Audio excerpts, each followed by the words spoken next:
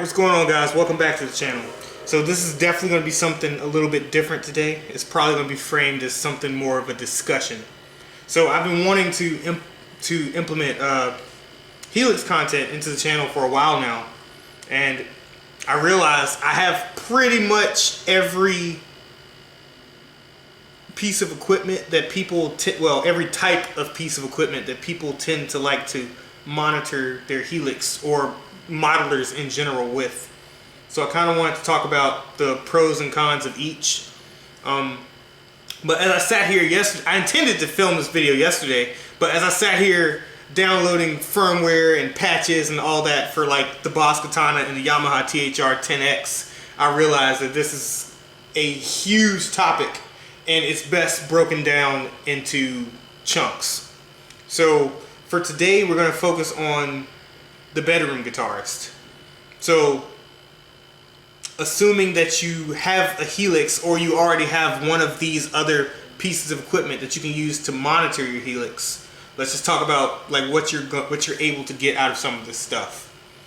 So some of these I wouldn't think about, like I wouldn't just buy them. I have preferences as far as like what I would choose to get based off my situation, but as I think about it, it's like some people will already own a certain piece of equipment and then they want to buy a Helix, or they'll have a Helix and then they want to buy something to meet a certain need. So we're just going to look at pretty much all of this stuff and just see what some of the differences are.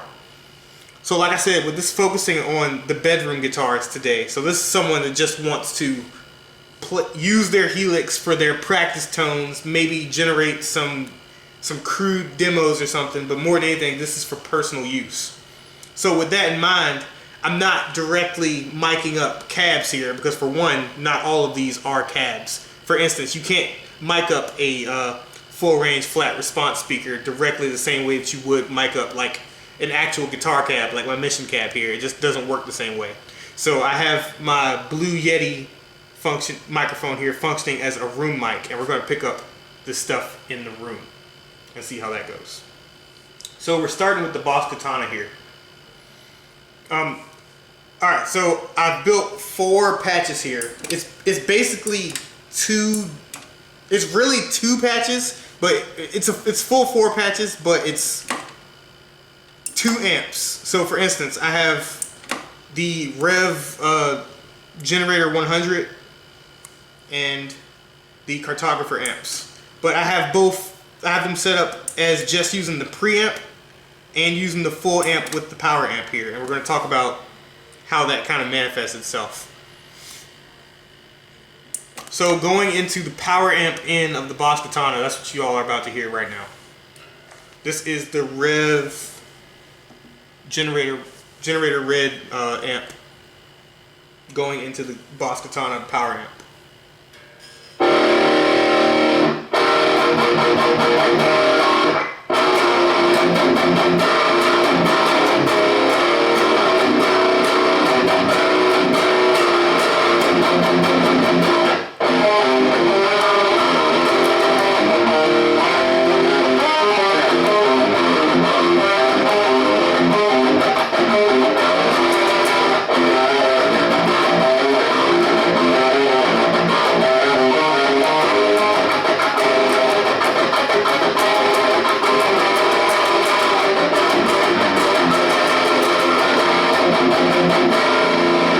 Sounds good. Sounds fine.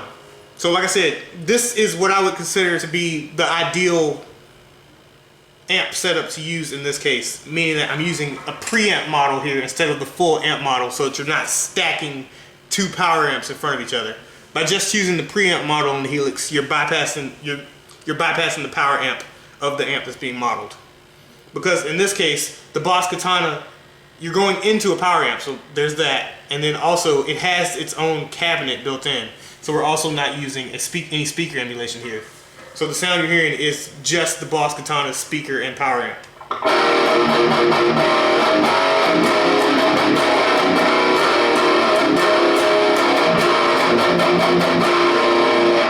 And like I said, we're focusing on the bedroom, but this is a setup. If you just have a Helix and this is a Boss Katana 50 Mark II. It's a very scalable setup. meaning that yeah, you can easily take this and this can be your rig for a small show easily, or practice with a drummer. So let's also go over to the next patch, which is just introducing the power amp of the Rev Gen Red model. I have the preamp settings pretty much the same, and I have the power amp settings in something that I just consider appropriate.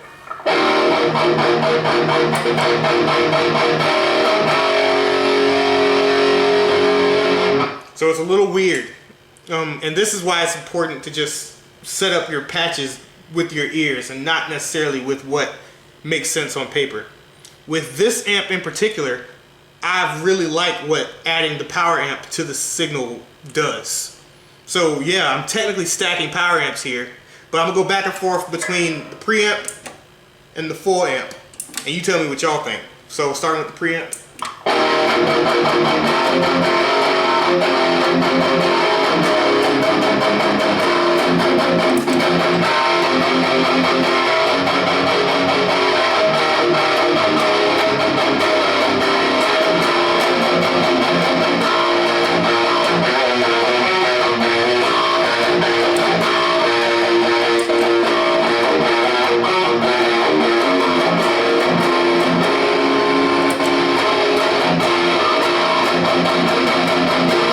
So in this case, for whatever reason, I find that it stacks very nicely with the power amp of the Boss Katana. It just sounds and feels better. It's not right on paper, but ultimately, I like the sound of it here in the room, and I would use that in any given number of circumstances. Now, not all of them are like that. So let's go over to the cartographer preamp.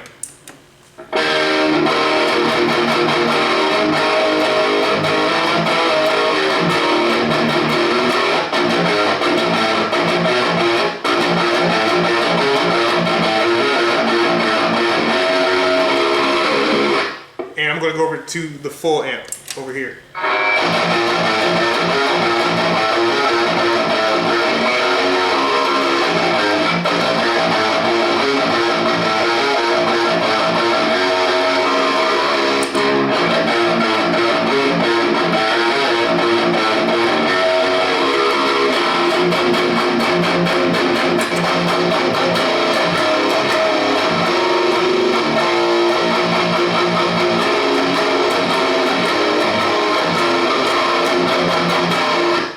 So it's weird. Basically, in this case, it functions kind of how I would expect it to, in that adding the power amp of the cartographer adds just an unnecessary, what I consider to be an unnecessary level of something to the sound. It's just something that doesn't need to be there.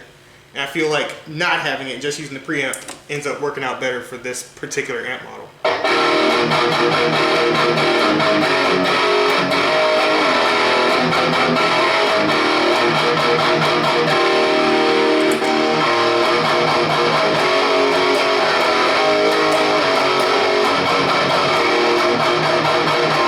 And it's entirely possible that somebody disagrees with that. But yeah, so I think that the Helix and the Katana make a very nice pairing together for that particular reason. It's like there's plenty of experimentation to be done, but generally it all sounds really nice. I'd say maybe the downside of, let's say you just have a Helix and a Katana, the only thing that you're kind of missing out on is the speaker emulation that the Helix has. So I guess it's potentially possible to maybe try and use like, connect this into like the auxiliary input of the Katana, but I feel like that's probably going to be weirder than most people would do, and I'm not going to really cover that. But use it. So let me see. I have a free God's Cab IR here, so let's just turn it on and see what it sounds like. Well, first, let's.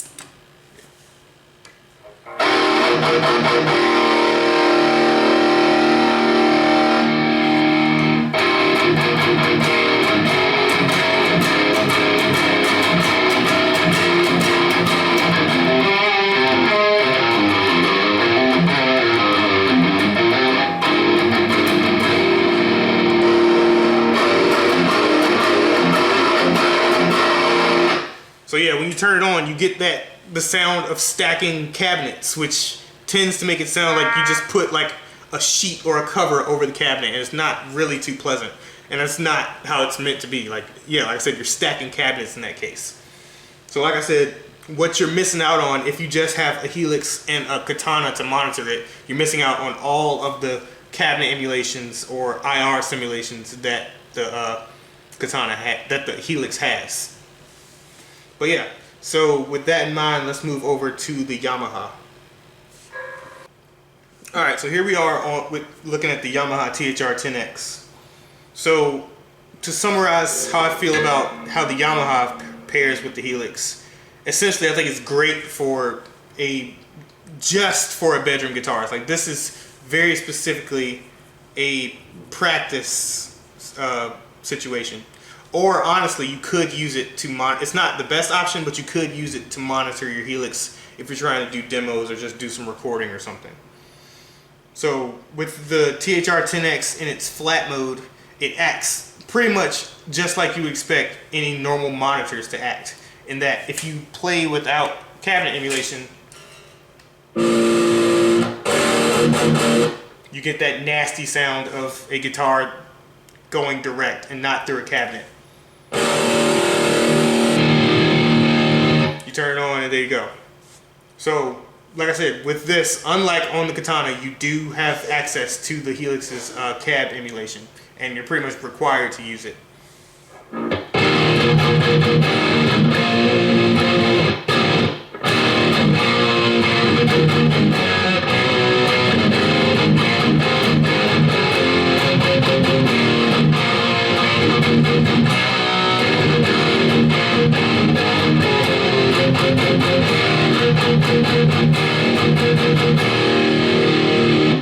Like I said, that's the Rev Pre. Let's try out the full Rev.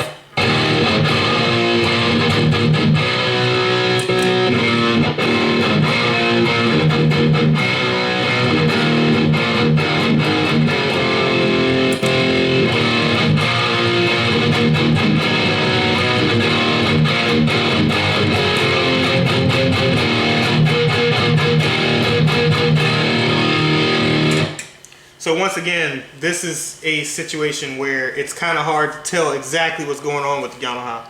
So even in its flat mode, the THR10X does have, you still have access to both its 3-band EQ and the gain control, which makes me think that there's like some power amp voicing happening there, and that you may want to experiment with just using preamp models instead of the power amp models.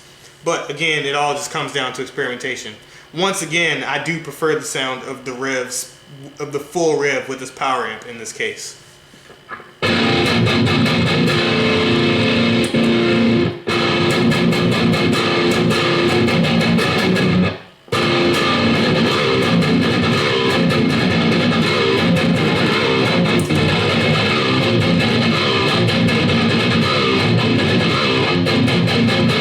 Let's check out the cartographer.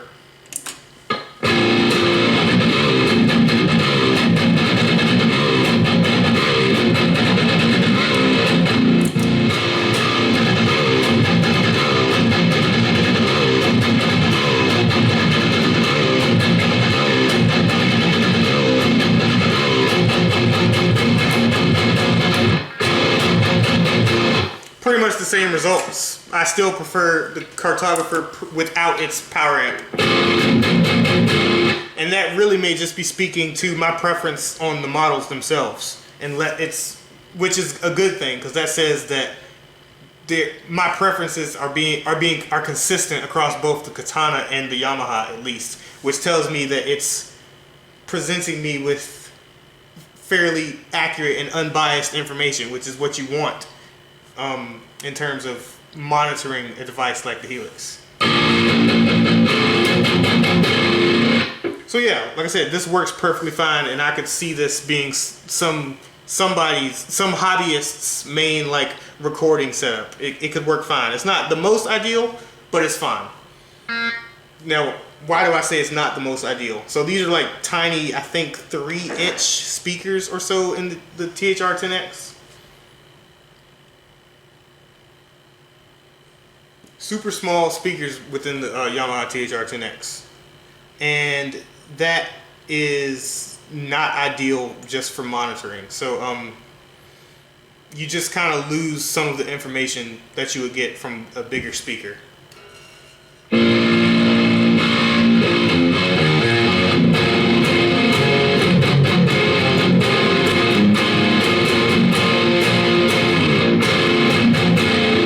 But that said, this is still a fine practice sound. I could see myself being inspired by playing through this rig, which is what kind of matters in terms of just if you're trying to write or practice. You want to enjoy the sound of your guitar. But yeah, like I said, this is a perfectly competent individual setup. Next, we're going to move over to my Alto TS208. So this is just going to be what you would call a FR speaker. It's one of the cheaper options out there for that. Let's get into that one. Alright, so now we move over to my Alto TS208, which is a small 8-inch, it's an 8-inch powered loudspeaker. This is pretty much a cheapo option of what you would call a FR, a full-range flat response speaker. But I don't even know if this is technically a full-range flat response, but I think that's like a industry buzzword at this point. At the end of the day, it is a very flat response, meaning that it is literally just projecting the sound of your presets, and it's going to be one of the more true to life, transparent ways of getting your sound out of your Helix and into your or other people's ears. So like I said, this was one of the first things that I bought when I was looking at things to monitor with my Helix. And it sounds great. I still use it to this day in combination with my my studio monitors. And it's just, it may not be the perfect listening environment, but it's something that I've gotten used to. And like I said, I use it mostly for studio stuff when I'm making my demos and just mixing and stuff like that. It definitely gets loud, but I would say that if you're going to be using this for practice with a drummer or for a live sound, maybe go at least the next step up, or look at, like I said, I think that the Headrush, I forget what it's called, the Headrush FR is based off of these Alto speakers. Don't quote me on that, I could be wrong. But like I said, I would recommend you at least go one more. These things come in tiers, and I would get one higher up than this if you plan to use it for live use. But for personal use like this, or for practice or something, it's a absolutely perfect pairing with the Helix. So here we are again on the RevGen Pre.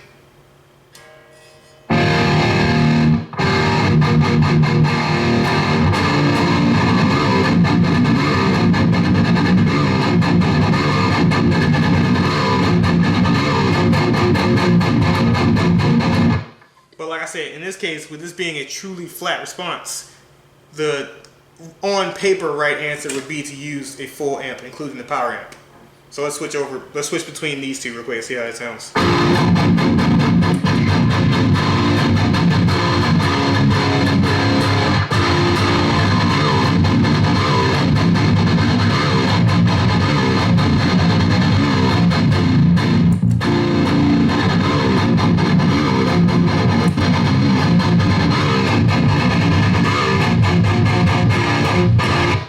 So I've preferred the sound of the full rev, including the power amp, for all of these cases. But in this case, it's very, very much apparent that yes, the full rev with the power amp sounds better than just the preamp.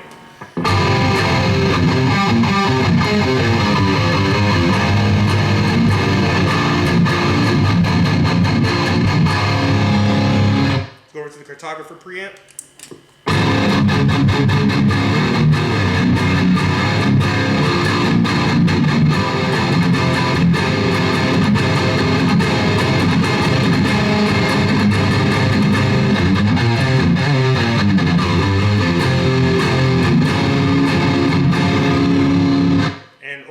Let's add the power amp into it.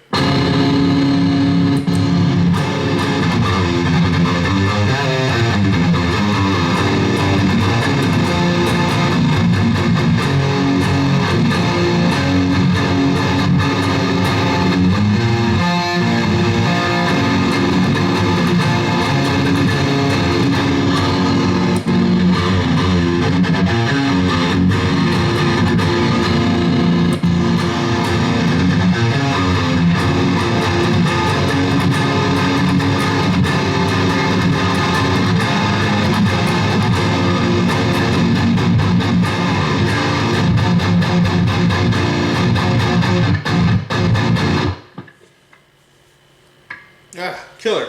So yeah, I think that the Alto series loudspeakers are a good option as well. But just remember what I said, that if you want that to be like your main solution for everything, meaning you can mix on it, play with it at home, and for sure play with it with a drummer or use it at a show, I would recommend not going with the TS208 like I did and going at least the next model up. But yeah, it's a perfectly fine solution. And then finally we move on to an option that I wouldn't call my favorite, but I would say is nearest and dearest to my heart. So this is my my Mission Engineering KM212P cab. It's a 2x12 cab, but it's set up to look like a 4x12. And I just feel like it's just built super well, and I like the sound of it a lot. But it's meant to be optimized to work best with modelers. I'm not sure what that's supposed to mean. It still sounds best without using cab IRs or anything like that, and it can be used as a regular cab for normal heads, and it is my main cab that I use with my physical heads. That's it. So speaking of that, I'm also powering the Helix in this case with the 44 Magnum power amp. It's once again a cheaper option in terms of power amp pedals than something like the Seymour Duncan Power Stage or anything like that. But in my opinion, all you really need for your power amp pedal is for it to be transparent and for it to be loud. And I feel like these pedals handle that very well. That said, the 44 Magnum does have a normal mode and a bright mode, so I'll switch back and forth between that a couple of times. But yeah, the main thing is that it's generally pretty transparent outside of that, and that you can build tones around whether you want them to be used on the bright or the normal channel. But yeah. Alright, so let's get into it. Again, we'll start with the Rev Pre. But yeah, this is a situation where you would, on paper, say that you would use a preamp, since I have the pedal functioning as a power amp.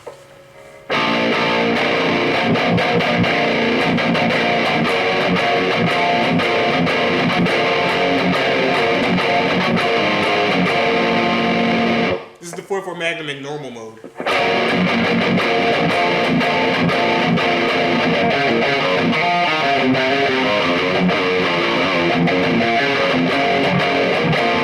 I'm going over to bright.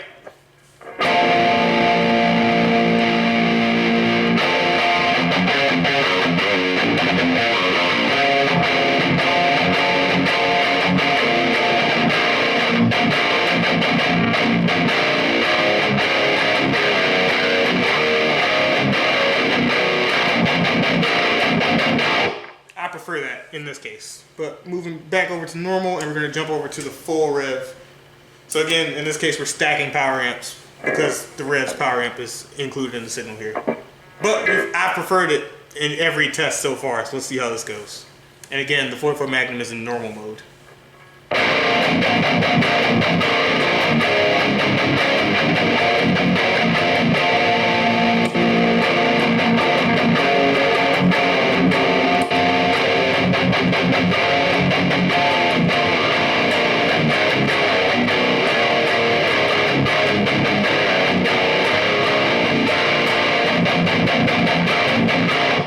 No change. I still prefer the full rev. Let's go back and forth between them on the bright mode of the 44 Magnum. Let's go back over to the preamp.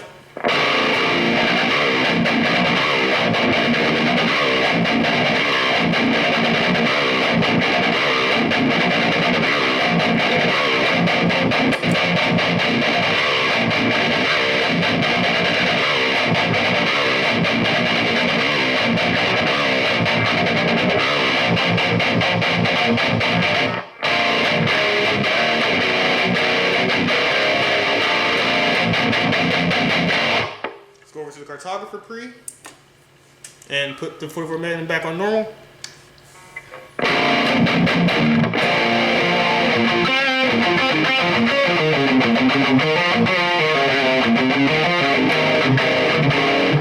Over to bright.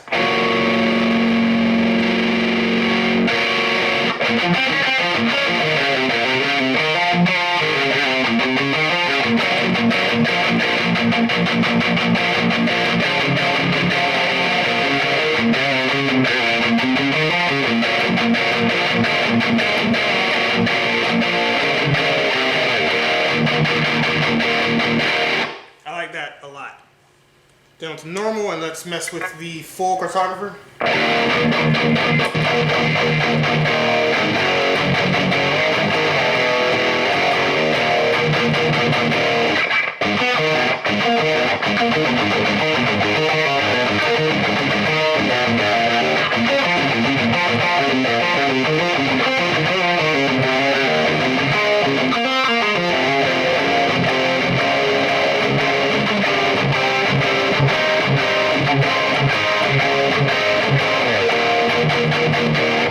So I think we finally found one where, yeah, I prefer the full cartographer amp in that case. Let's go back and forth with them on bright mode, starting with the cartographer just the preamp.